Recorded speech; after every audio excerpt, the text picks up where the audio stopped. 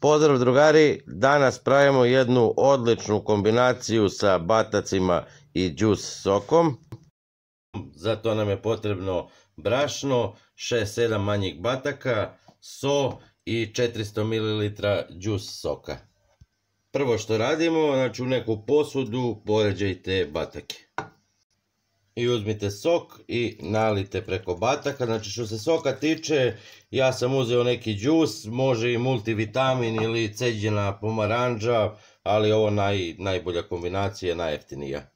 Nećemo soliti ništa, ostavit ćemo nekih pola sata da odstoji. I evo, nakon pola sata, znači ja sam na 15 minuta okrenuo batake da se i druga strana lepo usofta u ovaj sok.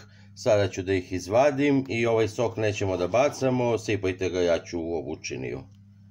Uzimam pleh, stavljam papir i ređam batake, pečemo u rerni na 240 stepeni.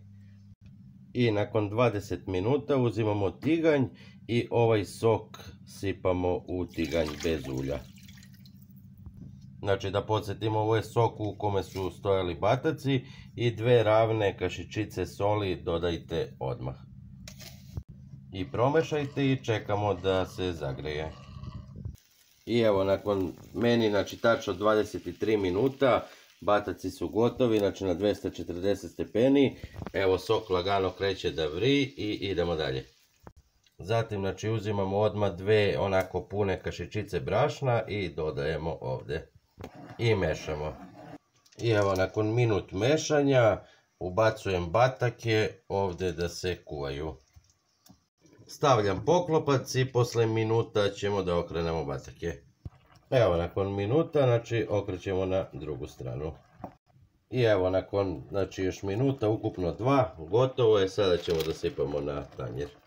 I evo drugari, bataci su gotovi, prelite sosom preko bataka. Ukus je zaista fenomenalan, probajte, javite mi i veliki pozdrav za vas. Ćao!